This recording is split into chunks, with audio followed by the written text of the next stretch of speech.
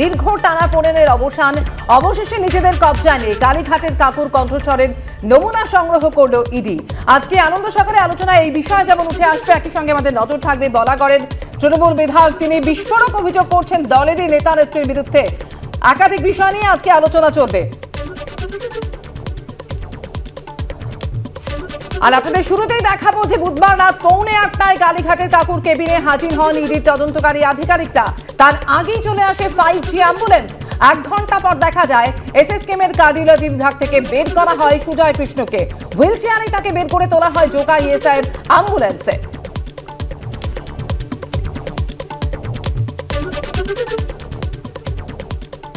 গতকাল রাতের ঘটনা প্রবাহ কি ছিল বিস্তারিত জানিয়েছেন আমাদের প্রতিনিধি সন্দীপ সরকার। রাত 9:55 থেকে ভোর রাতে 2:45, 4 ঘন্টা 50 মিনিট পর এই মুহূর্তে কালীঘাটের কাকু ওরফে সুজয় কৃষ্ণ ভদ্রকে বের করা হচ্ছে জোকা ইএসআই হাসপাতাল থেকে। তার কণ্ঠস্বরের নমুনা নেওয়া নিয়ে টানাপোড়েন চলেছে বিস্তর। শেষ পর্যন্ত কণ্ঠস্বরের নমুনা নেওয়ার কাজ শেষ। এসএসকেএম হাসপাতালের পথে এই মুহূর্তে জোকা ইএসআই হাসপাতাল থেকে বিশেষ 5G অ্যাম্বুলেন্সে করে তাকে নিয়ে যাওয়ার প্রক্রিয়া শুরু হয়েছে। আজকে যখন তাকে হাসপাতালে আনা হয়েছিল সেই সময় থেকে প্রায় 1.5 ঘন্টা প্রথমে জরুরি বিভাগে চিকিৎসকেরা তার স্বাস্থ্য পরীক্ষা করেন। স্বাস্থ্য পরীক্ষার পর তারা সবুজ সংকেত দেন যে কণ্ঠস্বরের নমুনা দেওয়ার পক্ষে শারীরিক অবস্থা উপযুক্ত রয়েছে সুজয় কৃষ্ণ ভদ্রর, এবং তারপরই তাকে নিয়ে যাওয়া হয় বিশেষ একটি সাউন্ড প্রুফ রুমে ইএনটি বিভাগে। সেখানে তার কণ্ঠস্বরের নমুনা সংগ্রহের ব্যবস্থা করা হয়েছিল, কিন্তু হাসপাতাল সূত্রে খবর তিনি প্রথমে অসহযোগিতা করছিলেন, তিনি প্রশ্নের উত্তর দিচ্ছিলেন না। শেষ পর্যন্ত তাকে আরও একবার কাউন্সেলিংয়ের সিদ্ধান্ত নেওয়া হয়। কাউন্সেলিংয়ের ব্যবস্থা করার জন্য আগে থেকেই এখানে একজন মনোরোগ বিশেষজ্ঞকে আনা হয়েছিল। তার সাথে কথা বলেন সুজয় কৃষ্ণ ভদ্র, এবং তারপর হাসপাতাল সূত্রে খবর শেষমেশ সুজয় কৃষ্ণ ভদ্র তিনি অসহযোগিতার রাস্তা থেকে সরে আসেন। তাকে 3টে প্রশ্ন করা হয়, 3টে বাক্যে তিনি উত্তর দেন, এবং সেই কণ্ঠস্বরের নমুনা রেকর্ড করা হয়। তাকে একই প্রশ্ন একাধিকবার করা হয়েছে বলে হাসপাতাল সূত্রে খবর, এবং রাত 12:10 গোটা প্রক্রিয়া শেষ হয়। রাত 12:10 থেকে একেবারে 2:45 পর্যন্ত জোকা ইএসআই হাসপাতালে বিশেষ কেবিনে তাকে রাখা হয়েছিল। আরেক দফায় তার স্বাস্থ্য পরীক্ষা হয়, এবং শেষ পর্যন্ত এসএসকেএম হাসপাতালের পথে রওনা হয়ে গেলেন সুজয় কৃষ্ণ ভদ্র। প্রীতম চক্রবর্তীর সঙ্গে সন্দীপ সরকার, এবিপি আনন্দ, কলকাতা। অর্থাৎ সুজয় কৃষ্ণ ভদ্র কালীঘাটের কাকু, তার কণ্ঠস্বরের নমুনা সংগ্রহের পর তাকে ইএসআই হাসপাতাল থেকে সেখান থেকে নিয়ে আসা হয়েছে এসএসকেএম হাসপাতালে। আজ সকালে তার কি পরিস্থিতি রয়েছে জানবো। সরাসরি চলে যাব এসএসকেএম হাসপাতাল চত্বরে। আমাদের প্রতিনিধি ঝিলম করঞ্জাই রয়েছেন আমাদের সঙ্গে। ঝিলম, আমরা জানি যে টানা 4.5 মাস কালীঘাটের কাকু এই এসএসকেএম হাসপাতালে ছিলেন। গতকাল রাতে ফিট সার্টিফিকেট পাওয়ার পরেই তাকে কণ্ঠস্বরের নমুনা সংগ্রহের জন্য নিয়ে যাওয়া হয়। আজ সকালে কি জানতে পারছো কালীঘাটের কাকু সম্পর্কে?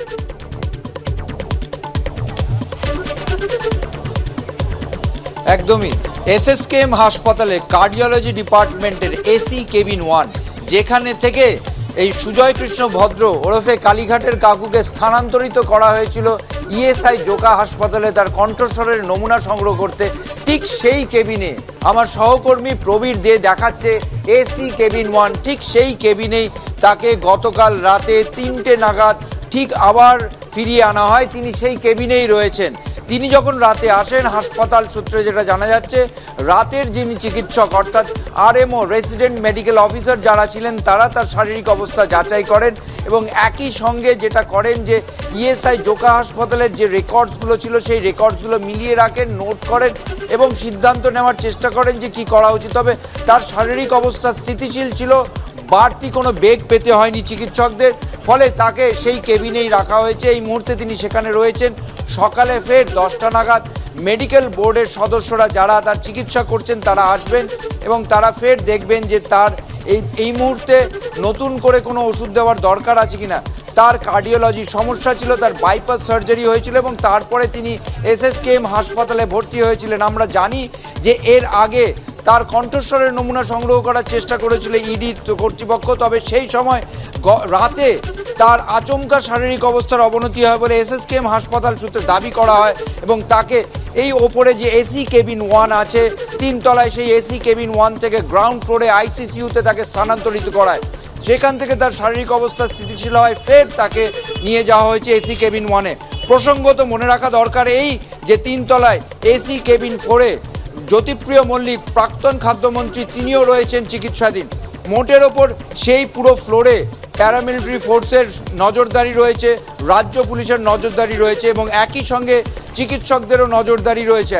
হাসপাতাল সূত্রে জানা যাচ্ছে তার শারীরিক অবস্থা স্থিতিশীল। গতকাল যে ধাপে ধাপে যে প্রক্রিয়াগুলো ইএসআই জোকা হাসপাতালে হয়, প্রাথমিকভাবে যেটা খবর পাওয়া গিয়েছে যে তাকে নিয়ে যাওয়ার পর চিকিৎসকরা তার মেডিকেল ফিটনেস আছে কিনা, ভয়েস স্যাম্পল তিনি দিতে পারেন কিনা সেটা দেখেন এবং তারপরে তার ভয়েস স্যাম্পল সংগ্রহ করা হয় এবং মসৃণভাবেই প্রক্রিয়া হয় বলে ইএসআই জোকা সূত্রে জানা যাচ্ছে। এবং ইএসআই জোকা কর্তৃপক্ষ গতকাল রাতে শুরু থেকেই তারা জানিয়েছিলেন যে কালীঘাটের কাকু ওরফে সুজয় কৃষ্ণ ভদ্রকে তারা রাতে রাখতে চান না। সূত্রের খবর ইডির তরফ থেকে তাদেরকে অনুরোধ করা হয়েছিল রাতে রাখার জন্য, যদিও ইএসআই জোকা কর্তৃপক্ষ জানিয়ে দেন যে তাদের যে প্রক্রিয়াতে আনা হয়েছে সেই প্রক্রিয়া শেষ এবং এই কালীঘাটের কাকুকে ফের এসএসকেএম হাসপাতালে নিয়ে আসা হতে হবে এবং শেষমেশ 2:45 নাগাদ তাকে এই এসএসকেএম হাসপাতালের এসি কেবিন 1 কার্ডিওলজিতে নিয়ে আসা হয়। তার শারীরিক অবস্থা এই মুহূর্তে স্থিতিশীল। ধন্যবাদ ছিলাম। অর্থাৎ দীর্ঘ টালবাহানা এবং অবশেষে 4.5 মাস পর কালীঘাটের কাকুর কণ্ঠস্বরের নমুনা সংগ্রহ করতে পারল ইডি। আর এই নিয়ে রাজনৈতিক মহলে কিন্তু ইতিমধ্যেই চাপানোতর শুরু হয়ে গিয়েছে। যেটা মনে হয়েছিল যে এর জন্যই আজকে আছে তদন্ত, বারবার কোর্ট চাপ দেওয়া সত্ত্বেও সমাধান হচ্ছিল না, এটা আবার সম্ভব হবে। আর যেটা আমিও বলেছিলাম যে জোটা কেন তুলে নিয়ে যাওয়া হচ্ছে না, সেটাই শেষ পর্যন্ত হয়েছে। আমরা এবার তদন্ত এগোবে, তাদের সমাধান হবে। কালীঘাটে কাকুর যে কণ্ঠস্বর অত্যন্ত প্রয়োজনীয় একটা সূত্র, যার মধ্য দিয়ে এটা তো প্রমাণ হবে তিনি তথ্য লোপাট করবার জন্য কাউকে পরামর্শ দিয়েছেন। যাদের পরামর্শ দিলেন তারা কারা এবং তাদের সূত্র ধরে অন্য আরো তথ্যে বোঝানো যাবে যে কাদের স্বার্থের জন্য এই তথ্য লোপাট হচ্ছিল। তথ্য বেরোবে যে তথ্য তদন্তের ক্ষেত্রে এবং দুর্নীতির মাথা, সেই মাথা থেকে করতে সাহায্য করবে। মনে হচ্ছে ভয়েস স্যাম্পল হচ্ছে প্রমাণ গ্রহণের একটা পালা এবং আমার মনে হয় যে এই নিয়ে আমাদের বা কারুরই কোনো মন্তব্যের জায়গা নেই। তদন্তকারী সংস্থা প্রমাণ গ্রহণের বা সংগ্রহ করার একটা প্রসেসে আছে, তারই একটা পদক্ষেপ আজকে চলছে। রাহুল চক্রবর্তীকে দিয়ে আলোচনা শুরু করব। রাহুল চক্রবর্তী, গত 4.5 মাস ধরে যে টালবাহানা, যে টানাপোড়েন চলেছে এবং শেষবারও যখন চেষ্টা করা হয়েছিল তখন আমরা দেখেছিলাম যে শারীরিক অবস্থার অবনতির কথা বলে তাকে আইসিইউতে স্থানান্তরিত করে দেওয়া হয়েছিল। শেষ পর্যন্ত গতকাল তাকে নিয়ে যাওয়া হলো এবং প্রথমেও কিন্তু সেক্ষেত্রে অসহযোগিতার অভিযোগ উঠেছে, তার বিরুদ্ধে অসহযোগিতা করেছেন বলে জানা যাচ্ছে ইডি সূত্রে। শেষ পর্যন্ত কণ্ঠস্বরের নমুনা সংগ্রহ করা গেল, কিন্তু বারে বারে কেন এই অসহযোগিতা? এটা তো অমৃতা খুব মুশকিল বলা, কারণ উনি শারীরিকভাবে সক্ষম কিনা, শারীরিকভাবে ফিট কিনা, এটা তো ডাক্তার বলতে পারবেন, চিকিৎসকরা বলতে পারবেন। এবং এতদিন ধরে কেন বিলম্ব হলো সেটাও বলতে পারবেন ইডির কর্মকর্তারা। কেন পারেননি, কি জন্য পারেননি, সেটা জাস্ট ইন বিটুইন ইডি এবং এসএসকেএম এর চিকিৎসকরা। তাকে অ্যালাউ কারো হলো না, তার স্বাস্থ্যের কি সমস্যা, সে স্টেবল ছিল কিনা, আমার পক্ষে এটা বলা সম্ভব না অমৃতা। দ্বিতীয় কথা আমি যেটা বলতে চাই যে একটা প্রসেসে চলছে, ডেফিনেটলি ভয়েস টেস্ট হচ্ছে, প্রসেস চলছে, তদন্ত চলছে, কিন্তু আমি তো না অমৃতা। আজকে দাঁড়িয়ে প্রত্যেক বিচারপতি বারবার উষ্মা প্রকাশ করেছেন এদের গতি দিয়ে, তদন্তের গতি নিয়ে। তদন্তের গতি যদি স্লথ হয়, তদন্তের গতিতে যদি কোনো কন্টেন্ট না থাকে, তদন্তের গতিতে যদি কোনো সারবত্তা না থাকে, তাহলে কে কি করবে? আজকে যারা দিনের পর দিন দীর্ঘ করে এটাকে বিলম্বিত লয় করছে, গুরুত্বপূর্ণ বলে এটির তরফ থেকে দাবি করা হচ্ছে সেই ভয়েস স্যাম্পল টেস্ট, সেটাই যদি না সম্ভব হয় তাহলে অগ্রগতি আসবে। শুধু এটা তো নয় অমৃতা, আজকে দাঁড়িয়ে সেটাও তো একটা বিষয়। বিচারপতি অমৃতা সিনহা বা বারবার বিচারপতিরা বারবার বলেছেন সিট ভেঙে দেবো, বিচারপতি গাঙ্গুলি তিনিও বলেছেন সিট ভেঙে দেবো, আপনাদের তদন্ত নিয়ে আমাদের অসন্তোষ আছে, আপনারা তদন্ত ঠিক মতো করছেন না। আমি তো উল্টোটাও বলতে পারি অমৃতা, যে এদের কাছে কোনো কন্টেন্ট নেই বা সারবত্তা নাই, তাই ইডি এগোতে পারছে না। এগোতে পারলে এতদিন ধরে সারদানা থেকে আরম্ভ করে এখান থেকে অর্চনাদির কাছে আসবো। অর্চনাদি, 4.5 মাস লেগে গেল একটা কণ্ঠস্বরের নমুনা সংগ্রহ করতে এবং তারপর যদি তদন্তের গতি প্রকৃতি কেন এত শ্লথ সেটা বলা হয়, সেটার প্রশ্নের মধ্যেই তো উত্তরটা লুকিয়ে রয়েছে যে এই সময়টা এত দিন লেগে যাচ্ছে, 134 দিন। যারা বলছে তদন্তে সহযোগিতা করব তারা একটা 2 মিনিটের কাজ, একটা ভয়েস থাকে 4.5 মাস, একটা SSKM এর আমরা যেটাকে বলি যে ইডি সিবিআই প্রুফ তৃণমূলের চোরেদের সেফ হোম, সেখানে তাকে 4.5 মাস রেখে দেওয়া হলো, দিয়ে বলবে ইডি বলবে বলে। আমাদের বিরোধী দলনেতা বলেন যে মমতা ব্যানার্জি পিজিতে গিয়েছিলেন সেখানে ফন্দি করতে, বলতে তার অ্যাডমিনিস্ট্রেটিভ পাওয়ার খাটাতে যে কিভাবে আরও বেশি দিন কাকুকে এই গলার আওয়াজটা না পরীক্ষা করাতে আরও ডিটেইন করা যায়, আরও দেরি করা যায়। আপনারা দেখেছেন ভদ্রলোক অসুস্থ, এমনকি পিডিয়াট্রিক আইসিইউতে তাকে ভর্তি করে রাখা হয়েছে। যেই মাত্র আপনার ছো মেরে ইডি সিবিআই তুলে নিয়ে এলো, তারপরে দেখা গেল 2 মিনিটের মধ্যে সব বেরিয়ে গেল, গলার আওয়াজ কোনো এফেক্ট না। ঠিক এইভাবে আমি বিশ্বাস করি ইডি সিবিআই ছো মেরে কাকুর ভাইপোকেও তুলে নিয়ে যাবে একদিন, সেদিন বাংলার মানুষ বলবে হ্যাঁ চোর ধরা পড়েছে। যে একটা রাজ্যের প্রশাসনিক দ্বিতীয় ব্যক্তি, তার কিনা 7টা কোম্পানি, সেটা ইডি সিবিআই তাকে সিজ করেছে, এর চেয়ে লজ্জা কিছু হতে পারে? অনেক আগেই যেটা হয়ে যাওয়ার কথা ছিল, যে প্রচেষ্টা দীর্ঘদিন ধরে চালানো হচ্ছিল কেন্দ্রীয় তদন্তকারী সংস্থার তরফে, শেষ পর্যন্ত সেটা সম্ভব হলো এবং এই নিয়েও কিন্তু অভিযোগ উঠেই আসছে। তবে এরই পাশাপাশি আপনাদের দেখাতে চাইবো যে বারবার কণ্ঠস্বরে নমুনা পেতে কিভাবে উদ্যোগ নেওয়া হয়েছে কেন্দ্রীয় তদন্তকারী সংস্থার তরফে, কি কি কারণে তা সম্ভব হয়নি একবার দেখে নেব। গত কয়েক মাস কালীঘাটের কাকু ওরফে সুজয় কৃষ্ণ ভদ্রর কণ্ঠস্বরের নমুনা সংগ্রহে তদন্তকারীদের বাধা দেওয়ার অভিযোগ ঘিরেই সরগরম বঙ্গ রাজনীতি। অবশেষে রাজনৈতিক টানাপোড়েনের অবসান। ইডির তরফে দাবি করা হয় 20 ফেব্রুয়ারি বিকেল 5:46 নিজের মোবাইল ফোন থেকে কাউকে ফোন করে সুজয় কৃষ্ণ নির্দেশ দিয়েছিলেন ফোনের যাবতীয় তথ্য, চাকরি প্রার্থীদের মার্কশিট, অ্যাডমিট কার্ড ডিলিট করে দিতে। তাই তদন্তের স্বার্থে তার কণ্ঠস্বরের নমুনা পরীক্ষা প্রয়োজন। তারই প্রেক্ষিতে ইডিকে কালীঘাটের কাকুর কণ্ঠস্বরের নমুনা পরীক্ষার অনুমতি দেন ব্যাংকশাল কোর্ট। কিন্তু সেই নির্দেশকে চ্যালেঞ্জ করে হাইকোর্টে যান সুজয় কৃষ্ণ ভদ্র, কিন্তু সেখানেও ধাক্কা খান। কণ্ঠস্বরের নমুনা সংগ্রহের মামলায় কোনো অন্তর্বর্তী স্থগিতাদেশ দিতে রাজি হননি বিচারপতি তীর্থঙ্কর ঘোষ। 134 দিন ধরে SSKM হাসপাতালে ভর্তি রয়েছেন সুজয় কৃষ্ণ ভদ্র। তার কণ্ঠস্বরের নমুনা সংগ্রহের জন্য বারবার হাসপাতালে গেছে ইডি। SSKM কর্তৃপক্ষকে চিঠিও দেওয়া হয়। নিয়োগ দুর্নীতি মামলায় সুজয় কৃষ্ণ ভদ্রর কণ্ঠস্বরের নমুনা সংগ্রহে জোকার ESI হাসপাতালকে গত 24 নভেম্বর মেডিকেল বোর্ড গড়ার নির্দেশ দিয়েছিল ইডির বিশেষ আদালত। কেন্দ্রীয় হাসপাতালের মেডিকেল বোর্ড কণ্ঠস্বরের নমুনা সংগ্রহ সম্ভব বলে জানালে সুজয় কৃষ্ণ ভদ্রকে অবিলম্বে ইডির হাতে তুলে দিতে হবে SSKM হাসপাতালকে, এমনটাও জানিয়েছিল আদালত। এরপরে ইডির তরফে সুজয় কৃষ্ণ ভদ্রকে জোকা ESI হাসপাতালে নিয়ে যাওয়ার চেষ্টা করা হলে নাটকীয় পরিস্থিতি তৈরি হয়। ইডির আধিকারিকরা হাসপাতালে আসার আগের রাতেই কার্ডিওলজি বিভাগের কেবিন থেকে কালীঘাটের কাকুকে শিশুদের জন্য বরাদ্দ ICCU বেডে স্থানান্তরিত করে দেয় SSKM কর্তৃপক্ষ। 5 দিন সেখানে রাখার পর ফের তাঁকে ফিরিয়ে নিয়ে আসা হয় কার্ডিওলজি বিভাগের কেবিনে। সেই থেকেই SSKM-এ ছিলেন তিনি। এতদিন নেওয়া যায়নি তার কণ্ঠস্বরের নমুনা। এবিপি আনন্দ। আমি প্রাক্তন আইবি কর্তা গদাধর চট্টোপাধ্যায়ের কাছে আসবো। গদাধর বাবু, প্রথমত এই কণ্ঠস্বরে নমুনা সংগ্রহের পর তদন্তে কতটা সুবিধা হবে, এটা আমার প্রথম প্রশ্ন। এবং দ্বিতীয় প্রশ্ন, যে গতকাল সাউন্ড প্রুফ রুমে নিয়ে গিয়ে যে 3টে বাক্য বারবার করে বলানো হলো কালীঘাটের কাকুকে, তা কেন করা হয়? দেখুন, এটা একটা সায়েন্টিফিক এড টু ইনভেস্টিগেশন, এবং এই নতুন আমাদের যেটা ইন্ডিয়ান এভিডেন্স অ্যাক্ট যখন তৈরি হয়েছিল তখন কিন্তু এইসব সায়েন্টিফিক এইডগুলো ছিল না, যার জন্যে আব্দুল করিম তেলগির যে এগেনস্টে যে মোকা কোর্ট বোম্বেতে হয়েছিল, সেখানে 4 দিন এই নিয়ে ডিসকাশন হয়েছে, এবং ডিসকাশনের আউটকাম হলো এইগুলো টেস্টিমোনিয়াল বলে আগেই হতো। কিন্তু বর্তমানে যে আইনটা এখনও লাগু হয়নি, যেটা পার্লামেন্টে অ্যাপ্রুভ হয়েছে, আপনারা জানেন যে Indian evidence act completely change হয়েছে। সেখানে কিন্তু এই সায়েন্টিফিক এইড যতগুলো আছে এখন অনেক সিম্পলিফাইড হয়ে গেছে। এই যে এন্টায়ার 134 দিনের যে প্রসেসটা আপনারা এলাবোরেটলি বললেন, এটার জন্য দায়ী হচ্ছে কে জানেন তো? দায়ী সুজয় কৃষ্ণ ভদ্রও নয়, দায়ী ইডিও নয়, দায়ী কেউ নয়, দায়ী হচ্ছে Indian criminal justice system. Indian criminal justice সিস্টেমে এই যে ডাক্তারদের উপর যে পাওয়ার দিয়েছে, medical examination before introducing anybody before the scientific aid, any scientific aid, এই পাওয়ারগুলো দেওয়ার ফলে এরা করছে কি, পাওয়ারগুলো মিসইউজ করছে।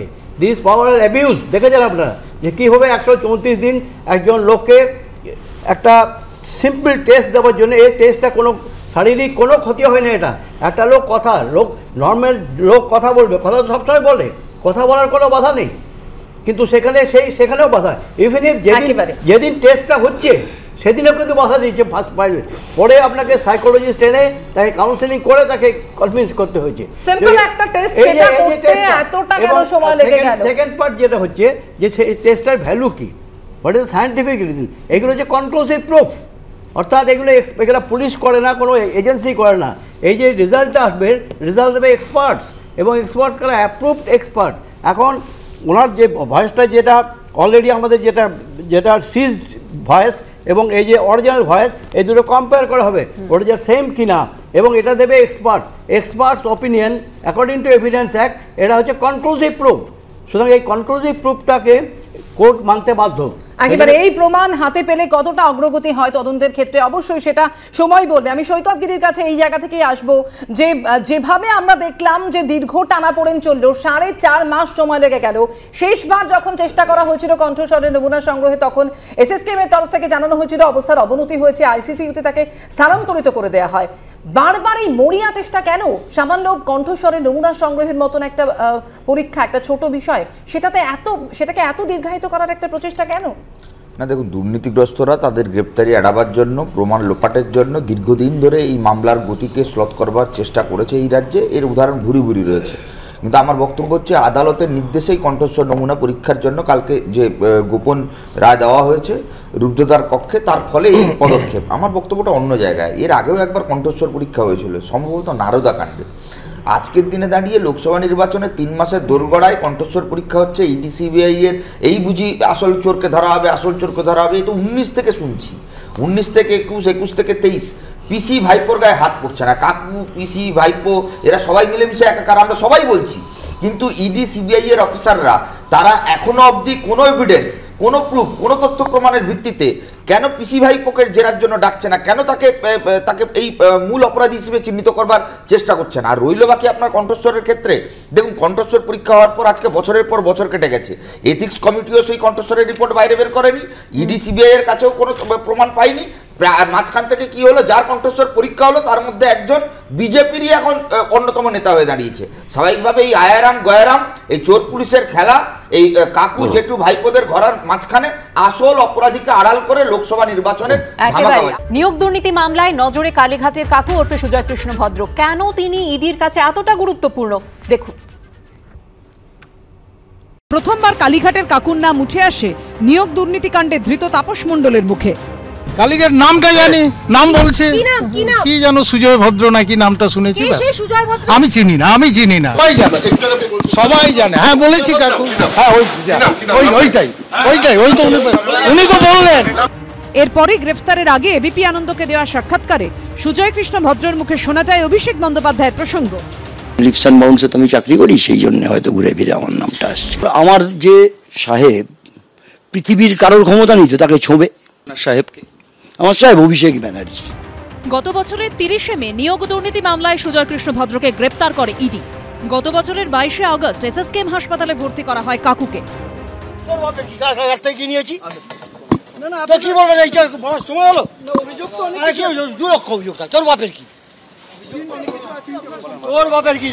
তাঁর বিরুদ্ধে দেওয়া চার্জশিটে প্রথমবার অভিষেক বন্দ্যোপাধ্যায়ের নাম উল্লেখ হয়। চার্জশিটের 22 নম্বর পাতায় ইডি দাবি করে অভিষেক বন্দ্যোপাধ্যায়ের অত্যন্ত ঘনিষ্ঠ এই কালীঘাটের কাকু। যুব তৃণমূলের তৎকালীন সভাপতি অভিষেক বন্দ্যোপাধ্যায়ের আর্থিক বিষয়গুলি দেখাশোনা করতেন সুজয় কৃষ্ণ ভদ্র। লিপস অ্যান্ড বাউন্সের অফিসে তল্লাশি নিয়ে জারি করা প্রেস বিজ্ঞপ্তিতে ইডি দাবি করে অভিযুক্ত সুজয় কৃষ্ণ ভদ্র লিপস অ্যান্ড বাউন্স প্রাইভেট লিমিটেডের চিফ অপারেটিং অফিসার বা সিওও ছিলেন। এই সংস্থাকে ব্যবহার করে কোটি কোটি টাকার সন্দেহজনক লেনদেন করা হয়েছে। 2012 এপ্রিল থেকে 2016 মার্চ পর্যন্ত এই কোম্পানির ডিরেক্টর ছিলেন সুজয় কৃষ্ণ ভদ্র। এরপরই ইডি প্রেস বিজ্ঞপ্তিতে দাবি করে যে তৃণমূল সাংসদ Abhishek Bandyopadhyay Leaps and Bounds private লিমিটেডের চিফ এক্সিকিউটিভ অফিসার এবং 2012 এপ্রিল থেকে 2014 জানুয়ারি পর্যন্ত এই কোম্পানির ডিরেক্টর ছিলেন। আমি এখনো এই পদে আছি। লিপস অ্যান্ড বাউন্সে এসএসসি দুর্নীতির টাকা ঢুকেছে, 10 পয়সা প্রমাণ করুন। একই প্রশ্ন আপনি কয়লা দুর্নীতিতে করছেন, একই প্রশ্ন আপনি ক্যাটেল স্ক্যামে করছেন, একই প্রশ্ন আপনি এসএসসি স্ক্যামে করছেন। মানে আপনারা দেখাতে চাইছেন যে প্রসিডস অফ ক্রাইম, একটাই টাকা 3টে কেসে জড়িত। এটা তো হতে পারে না। একটা সন্তানের 3টে মা হতে পারেন। কয়লাকাণ্ডেও নাম এসেছে সুজয় কৃষ্ণ ভদ্রর। কয়লা পাচার কাণ্ডে কেন্দ্রীয় গোয়েন্দা সংস্থা সিবিআই এর জিজ্ঞাসাবাদের মুখোমুখি হতে হয়েছে সুজয় কৃষ্ণ ভদ্রকে। এবিপি আনন্দ। রাহুল চক্রবর্তীর কাছে আসবো। কিছুক্ষণ আগে আপনি তদন্তকারী সংস্থার তদন্ত প্রক্রিয়া নিয়ে প্রশ্ন তুলছিলেন, সেই নিয়ে কথা বলছিলেন, কিন্তু এই জায়গাতে আপনাকে মনে করিয়ে দিতে চাইবো যে এই সুজয় কৃষ্ণ ভদ্রর নিয়ন্ত্রণাধীন সংস্থা এসটি কনসালটেন্সির সঙ্গে লিপস অ্যান্ড বাউন্সের যোগ এবং কিভাবে লিপস অ্যান্ড বাউন্সের অ্যাকাউন্টে টাকা ঢুকেছিল, মোটা অঙ্কের টাকা কিভাবে লেনদেন হয়েছিল, চার্জশিটে কিন্তু তার উল্লেখ ছিল, সেই সমস্ত বিষয়কে কি উড়িয়ে দিতে পারেন? না না, ওনারও প্রশ্ন নেই অমৃত। আমি যেটা বলার চেষ্টা করছি যে অভিষেক বন্দ্যোপাধ্যায়কে যতবার ডাকা হয়েছে, যার নাম উঠছে এখানে, ততবার উনি গেছেন, প্রতিবার সহযোগিতা করেছেন, তার স্ত্রী তার শিশুগুলো হাজিরা দিয়েছেন। যতবার ডেকেছি যাওয়া হয়নি, যদি কোনো কার্যক্রম না থাকে, একবার মতো এরকম হয়েছিল, বাকি বারবার উনি গেছেন, হাজিরা দিয়েছেন। সেখানে দাঁড়িয়ে তো উনি স্ট্রেট একদম সোজা কথায় বলছেন, যদি প্রমাণ থাকে আমাকে গ্রেফতার করা হোক না। উনি তো বলছেন, সেটা বারবার বলছেন না। দ্বিতীয়ত, নারদা সারদা নিয়ে কেন বলছি আমি, আজকে সৈকত একটু কথাটা তুললো, এই সারদা নারদার চলছে কত বছর ধরে, সারদা চলছে 12 বছর 10 বছর হয়ে গেল, আর যদি ট্রায়াল শুরু হলো না, কেন হলো না? তাহলে তদন্তের গতি নিয়ে তুমি তাতে আস্থা রাখবে কি করে? বিচারপতি নয় শুধু অমৃতা, আজকে দাঁড়িয়ে আজকে যদি সারদার এই হাল হয়, তাহলে এই যে আজকে বর্তমান যে কেস চলছে তার ট্রায়াল হবে 2045 সালে হয়তো। সুতরাং আজকে তা ভরসাটা কোথায় থাকবে তোমার? তদন্ত দীর্ঘস্থায়ী না করে যারা বড় বড় কথা বলছেন, অমুক চোর তমুক চোর, এই যে অর্চনাদি যার নেতৃত্বে লড়ছেন, তার নাম সিবিআই এফআইআর আছে, শুভেন্দু অধিকারী, তো তার বিরুদ্ধে কোনো আঙুল তুলবে না, তার বিরুদ্ধে কোনো কথা বলা যাবে না। দুর্নীতির আতুর ঘর বিজেপি, তারা বললেই সারা সমস্যা। খালি চোর চোর চোর বলে বলা না। কাকু হলো আমাদের ভাইপো এবং তার পিসির হার্ট, এটা তো অস্বীকার করার জায়গা নেই। এই হার্ট যাতে সিবিআই ইডির কবজায় না আসে, তার জন্য শেষ চেষ্টা, মরিয়া চেষ্টাটুকু তারা চালিয়েছেন। এইবার আমাদের ভাইপো কি বলেছেন, যদি 1 পয়সার দুর্নীতি ধরা পড়ে, তাহলে ভাইপো শহীদ মিনার থেকে ঝাঁপ দেবেন, ফাঁসি কাটে ঝুলে পড়বেন বলেছেন। তো আমি এক সেকেন্ড এটা লজ্জা যে দেশের যিনি প্রশাসনিক প্রধান, তাদের 7-7টা কোম্পানি দুর্নীতির অভিযোগ, কেন ইডি গিয়ে আদালতে বললো না যে আমরা 134 দিন না 10 দিনের মধ্যেই ভয়েস টেস্ট করতে চাই? কোথাও কি এই মামলার গতিকে স্লথ করবার পরিকল্পনা লোকসভা নির্বাচন অবধি এটা পূর্ব পরিকল্পিত? আসল অপরাধী কোথায়? গরু, কয়লা, চাকরি বিক্রি, চুরি হয়েছে, সবাই জানি। অবশ্যই সেই প্রশ্ন অবশ্যই বড় হয়ে দেখা দিচ্ছে, এবং যে প্রক্রিয়া এতদিন ধরে ব্যাহত হয়েছিল, এরপর অর্থাৎ এই কণ্ঠস্বরের নমুনা সংগ্রহের পর এবার কি তদন্তের গতি ত্বরান্বিত হবে? অবশ্যই আমাদের সেদিকে নজর থাকবে।